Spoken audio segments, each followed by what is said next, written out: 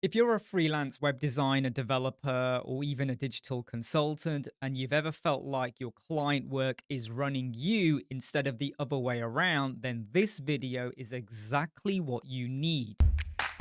Let's be real for a second. This job isn't just about designing websites or coding pages.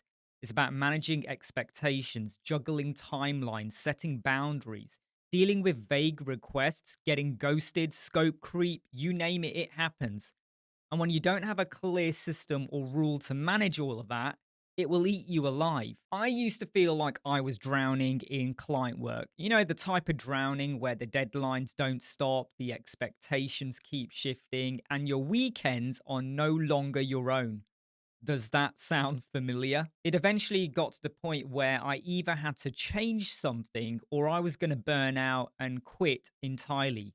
That's when I wrote down one simple rule, just one rule, and it completely transformed how I work, how I'm treated, and how much I enjoy what I do. Let me take you through the whole story step by step and show you exactly how you can use this rule to reclaim your sanity, protect your business, and hopefully attract much better clients. Let me tell you exactly what led to this breaking point. At the time, I had 4 active projects on my board.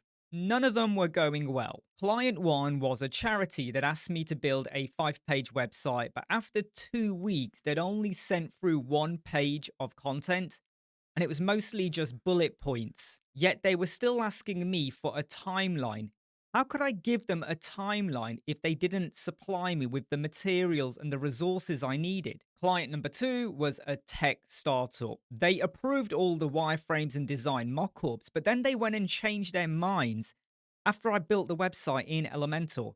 Not because I was wrong, but because they suddenly had new ideas. They wanted to scrap the entire design and start afresh. And the worst bit, they didn't want to pay anything extra. By this point, I was too tired to argue with them. Client number 3. They were messaging me at like 9:30, 10 p.m. at night with questions like, can we make the logo pop more?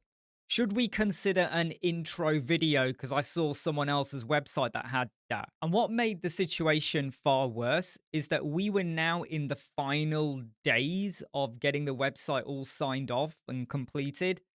And these changes were now going to mess up the way the homepage looked. You couldn't just drop it in, you had to redesign the layout. And client number 4, they hadn't paid me a penny, yet they were already asking for plugin recommendations. Can I work out a bit of code for them? How to do all of their SEO optimization? How can they get leads and clients and sort out their entire marketing? The worst part about all of this is that I let it happen. I didn't have rules. I was people pleasing. I was overextending, making myself available whenever they asked, even if it meant sacrificing sleep, meals, time with my family, Netflix. And that's the point when I broke. Everything came tumbling down around me. Not with anger, not with a dramatic I quit post, but with cold, exhausted realization that this is not sustainable. This is the rule that changed everything. I opened up a blank document, and in this example, I'm going to recommend you go and use Notion.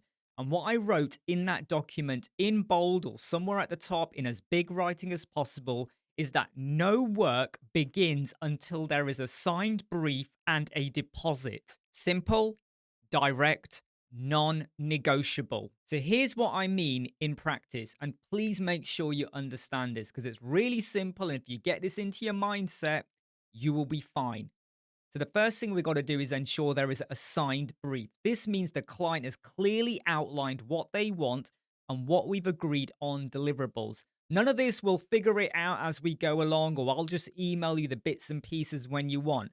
Now, I do accept that sometimes in some projects you do have to adapt, and some things you will find out or investigate or sort out as the project goes along.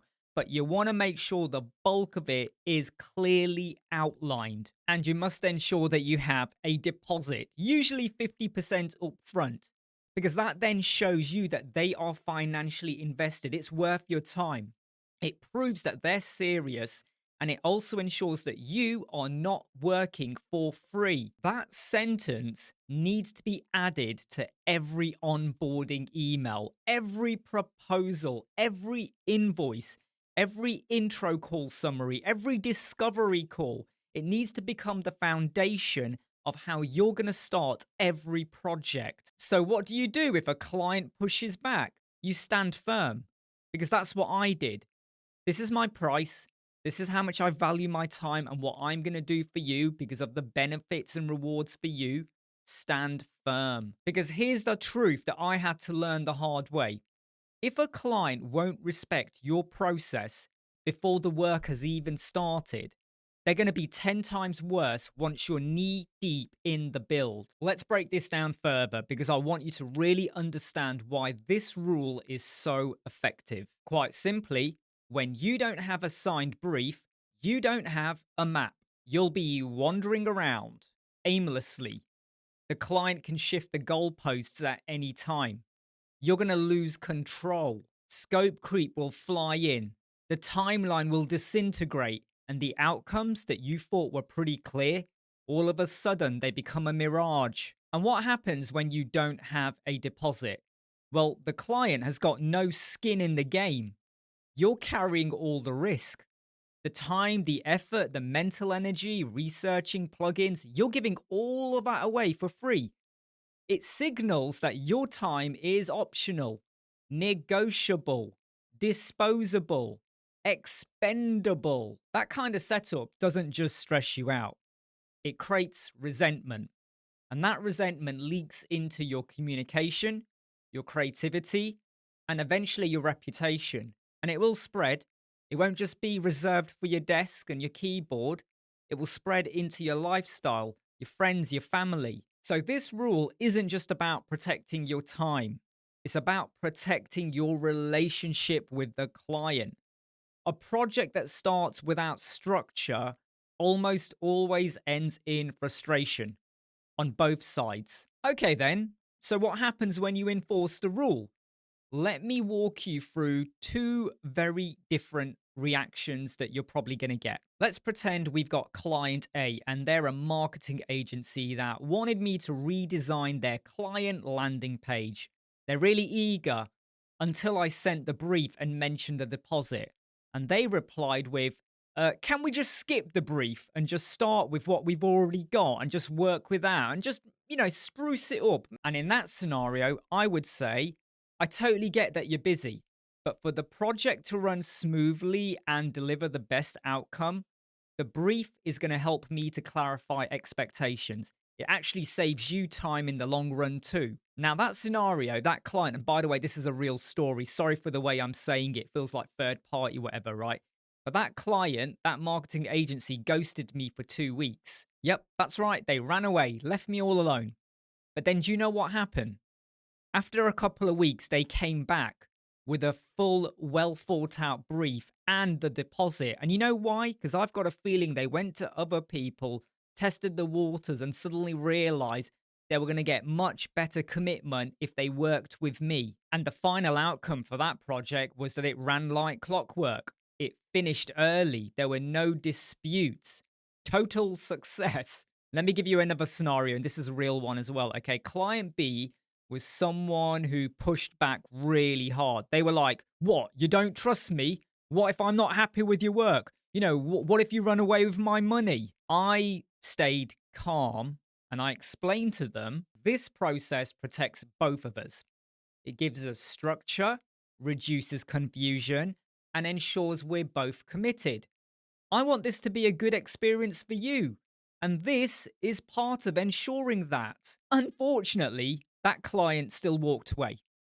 And honestly, that was a win for me. Because if someone doesn't trust me enough to follow a basic industry standard process, why should I trust them to be a respectful client? This rule acts like a spotlight. It's going to show you who's ready to work with you and who's going to fight you at every step. Since enforcing this one rule many, many moons ago, here's what's changed in my life. My communication got way clearer.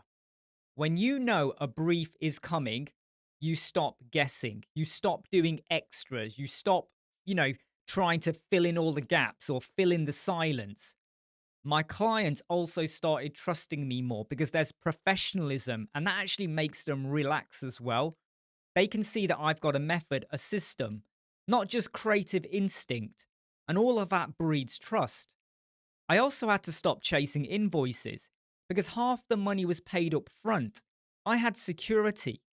The final 50% is the extra gravy. And clients who paid up front, they were more engaged, more respectful, more likely to give timely feedback. I enjoyed my work more. Seriously, projects felt like partnerships instead of battles. I wasn't overthinking, I wasn't over explaining, I wasn't secretly dreading client emails. You ever been in that situation where the client emails you and you're like, oh, I don't want to look at it just yet? I felt like a business owner. I wasn't a freelancer scraping for approval. So, how can you help yourself to put all of this into place? Here's a few step by step steps that I really think you should take. And by the way, go and check out our courses and guides that will help you with this journey. The link for them is in the video description. And believe me, I'm only trying to help you out. Okay, so how can you put all of this into place? Number one, create your brief template. It doesn't have to be fancy, okay? Just include the project goals. What are the key pages or deliverables? Timeline expectations. Who is responsible for what? It shouldn't just be you because some things will rely on them, like providing you with maybe branding or images or content. Number two, decide on your deposit percentage. Is it going to be 30% upfront or 50%? 50% is quite reasonable because it locks in the commitment. Number three, add this rule into your process. Put it into your calls, your discovery calls, your proposal documents, your emails. Make it the standard, not an optional thing.